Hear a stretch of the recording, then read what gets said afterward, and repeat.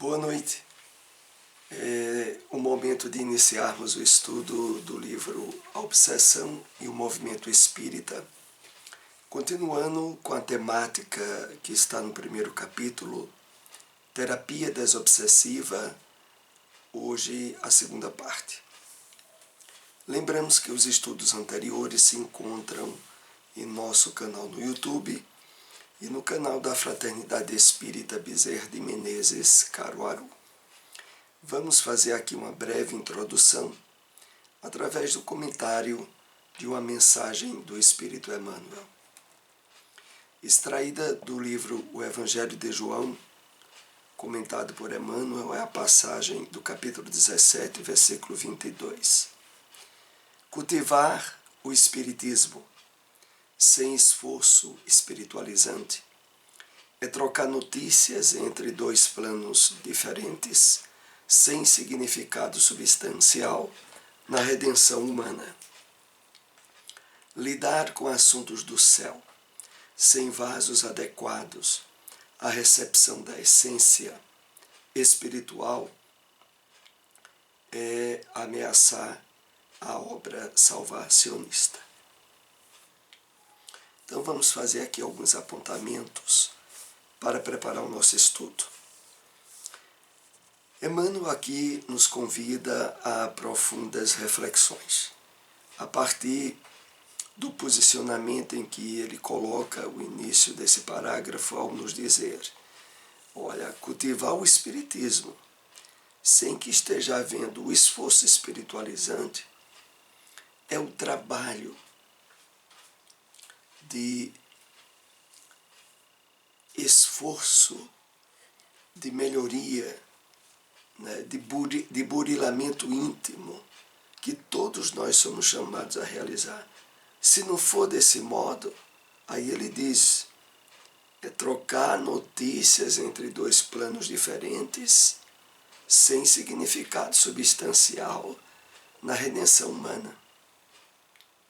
E aqui é importante frisarmos que redenção, que é sinônimo de libertação, a redenção humana, que Emmanuel aqui nos remete a refletir, diz respeito à libertação das ilusões do mundo material, à superação das imposições de nosso passado. Não é? Então, é esse o objetivo maior de cultivarmos o Espiritismo. O objetivo é que esse cultivo, de fato, nos transforme intimamente. E prosseguindo, ele nos diz: lidar com assuntos do céu, do plano espiritual, sem vasos adequados à recepção. Vasos adequados à recepção aqui, entendamos, sem aberturas de recepção mental das mensagens, da revelação da doutrina espírita para nós. É necessário que estejamos abertos, sensíveis às ideias novas que a doutrina nos apresenta. A recepção da essência espiritual é ameaçar a obra salvacionista. E aqui é interessante contextualizarmos a obra salvacionista a que Emmanuel se refere. Ele considera essa obra o trabalho maior da missão do Cristo. É a construção do reino dos céus dentro de nós. É a salvação em referência à libertação das imposições do mundo material, do mundo das ilusões. É a isso que Emmanuel se refere aqui. Vamos então para o nosso estudo dessa noite. iniciando-se de forma sutil e perversa, a obsessão instala-se nos painéis mentais através dos delicados tecidos energéticos do perispírito, até alcançar as estruturas neurais, perturbando as sinapses e a harmonia do conjunto encefálico.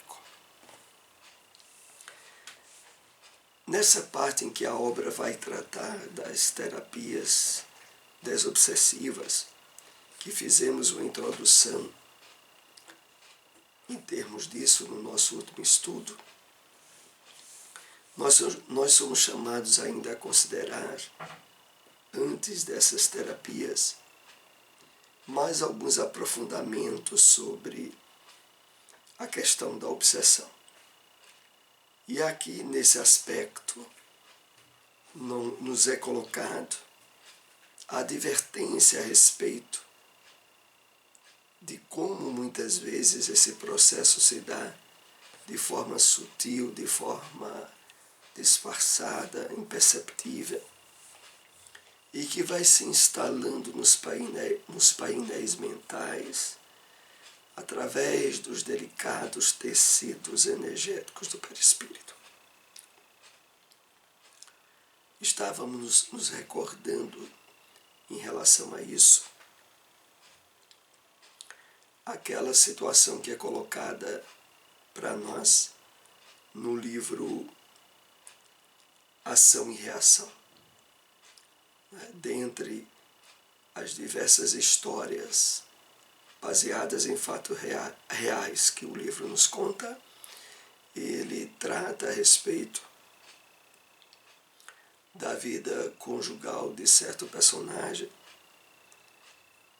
Não nos recordamos agora do pseudônimo, mas o que interessa aqui mais é o fato que a obra se refere, aonde ele, que estava já há algum tempo traindo a esposa, pensava, e nisso ele possibilitou aberturas mentais, de como fazer para se desfazer da esposa. E a partir daí ele começava a receber no seu campo mental as insinuações oriundas de processos obsessivos de que ele agora se envolvia. E as questões dessa sutileza é que muitas vezes se dá como se fossem diálogos que estivéssemos tendo conosco mesmos. Nós falamos sobre isso alguns estudos atrás.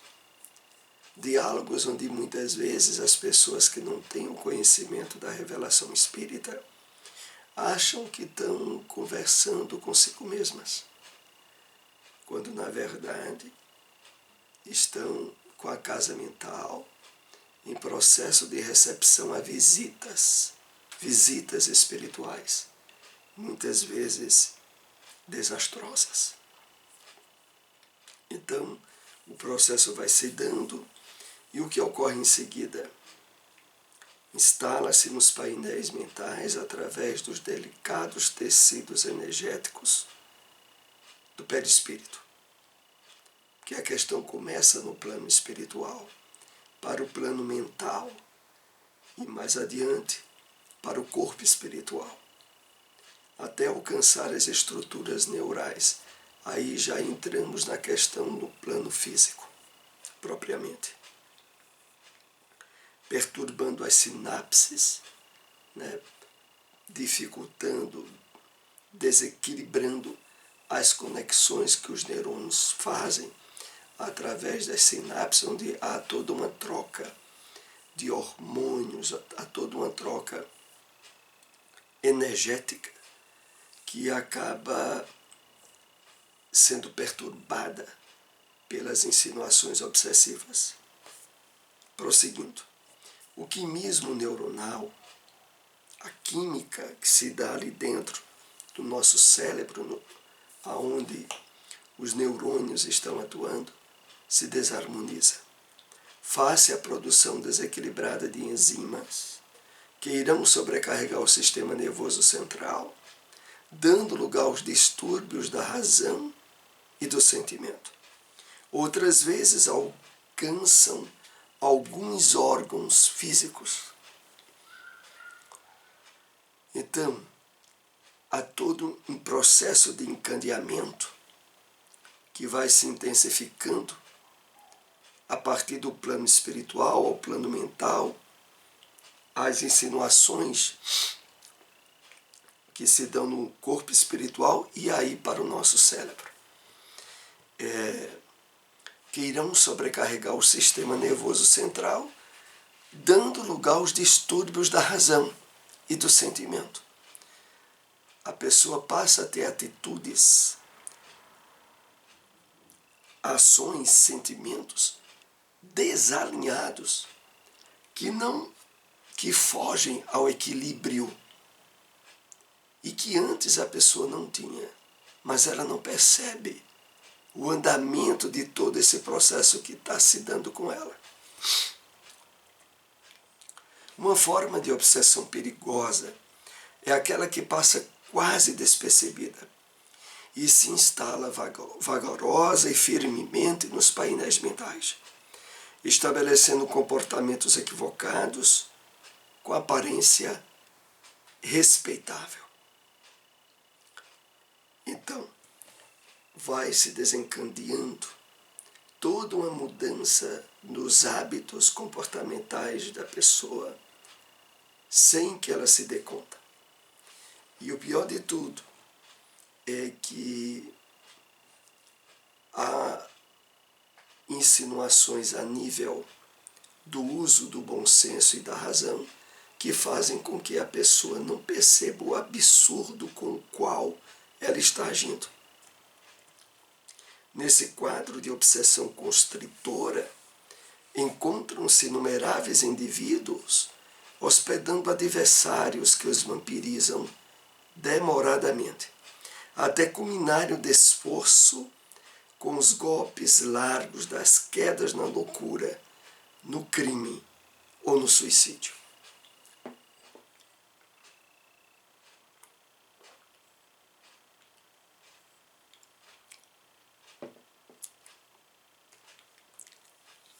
Como se deu, inclusive, no caso que nos referimos do livro Ação e Reação. O personagem se chama Ildeu. Era o esposo que novamente se casara com aquela que fora, desde a encarnação anterior, vítima de traição por parte dele, e que agora ele reiterava o desequilíbrio. Então, Ildeu chega ao ponto de, junto aos espíritos adversários e vingativos em processo obsessivo ultriz, a planejar à noite assassinar a esposa através de um tiro, o que só não vai acontecer devido à intervenção espiritual no momento em que aquilo iria se dar. Então, como é colocado aqui nesse parágrafo, golpes largos das quedas na loucura, no crime e no suicídio. No caso de Ildeu, praticamente uma loucura, que por pouco não deu num crime. Mas quantas vezes não vimos nas notícias, nos jornais, crimes que ocorrem aonde aquele que agora se tornou um criminoso nunca tinha matado ninguém antes, mas envolvido numa onda de ódio, de desequilíbrio, às vezes por uma briga sem maior importância, mata alguém. E nesses momentos, não poucas vezes, há toda uma coparticipação do mundo espiritual delituoso junto àquele que desequilibrou-se, perpetrando a loucura do crime.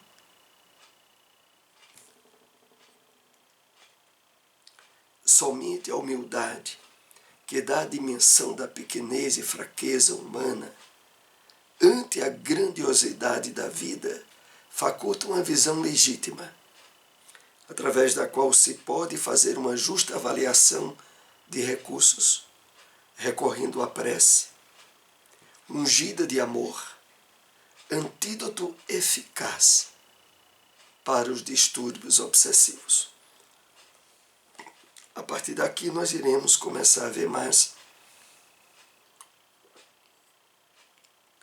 alguns subsídios dentro da terapia desobsessiva. Então, primeiro é dito a nós a importância de considerarmos, diante das situações inusitadas que a vida nos apresenta, das provas, de uma série de situações imprevisíveis, a postura da humildade, que faculta uma visão legítima através da qual se pode fazer uma avaliação de recursos, recorrendo à prece, ungida de amor, antídoto eficaz para os distúrbios obsessivos. De fato, fazendo novamente aqui uma referência ao último capítulo do Evangelho segundo o Espiritismo, capítulo sobre a coletânea de preces, os últimos itens, que é sobre a obsessão, aonde é feita essa referência importantíssima ao papel que a prece desempenha na terapia de socorro espiritual a essas infestações de ordem obsessiva. A prece liberta a mente viciada de seus clichês perniciosos e abre a mente para a captação das energias inspiradoras, que fomentam o entusiasmo pelo bem e a conquista da paz, através do amor. Então, a prece liberta a mente viciada dos seus clichês perniciosos. A questão toda, e que aqui é importante nos referirmos, é o contato necessário, imprescindível, preliminar de uma leitura de uma mensagem, de um texto edificante, para podermos situar a nossa mente em conexão com a prece, em busca do auxílio espiritual elevado.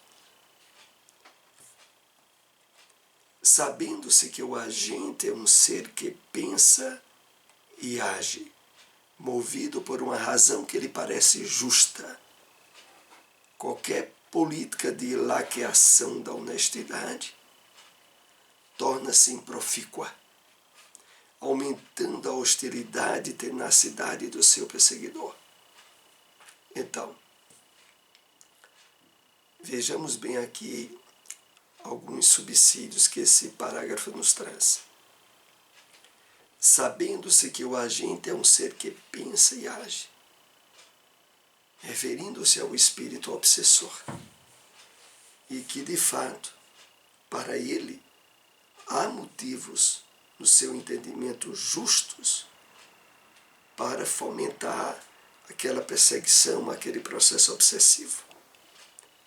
E por isso, não se pode contradizer a título de mudança de comportamento por parte do espírito obsessor de uma hora para outra.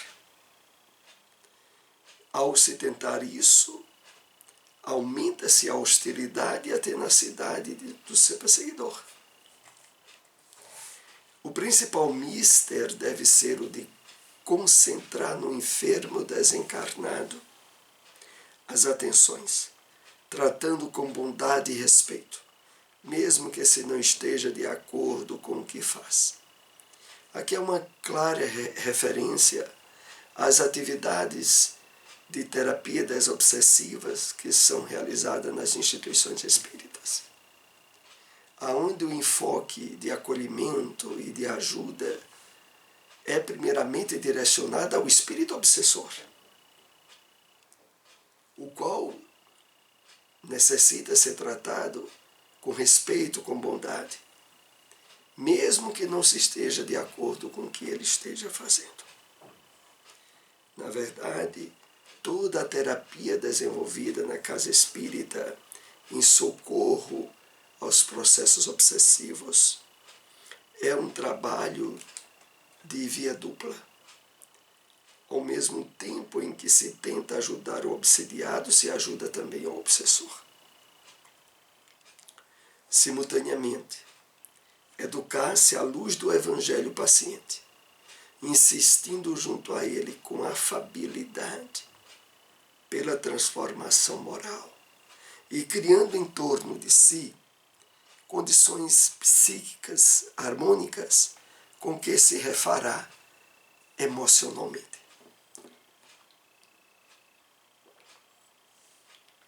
O fato de ser imprescindível as aberturas que o paciente ofereça a receber o conteúdo da mensagem espírita, sobretudo do Evangelho segundo o Espiritismo, junto a ele, o que deve ser proposto com afabilidade e que vai suscitar, vai despertar a necessidade da transformação moral, criando em torno de si condições psíquicas harmônicas com que se refará emocionalmente. Então, o quadro da terapia desobsessiva vai abranger o recurso da prece, o recurso da terapia desobsessiva na casa espírita, da participação do obsidiado em encontros de evangelização, para a partir daí haver ensejos de melhoria, de comportamento e de atitudes morais pelo paciente, o que fará com que ele vá se recompondo emocionalmente.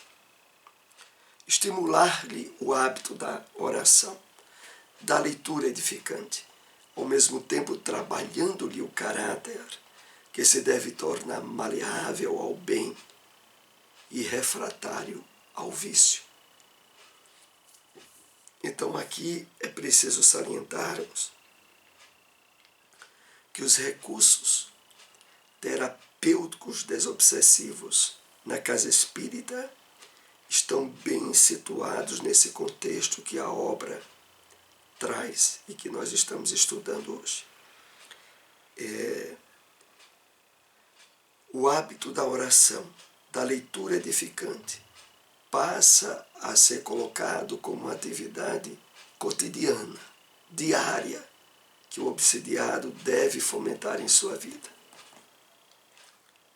Ao lado dessa psicoterapia, é necessário a aplicação dos recursos fluídicos, seja através do passe ou da água magnetizada, da oração intercessória, com que se vitalizam os núcleos geradores das forças. Então,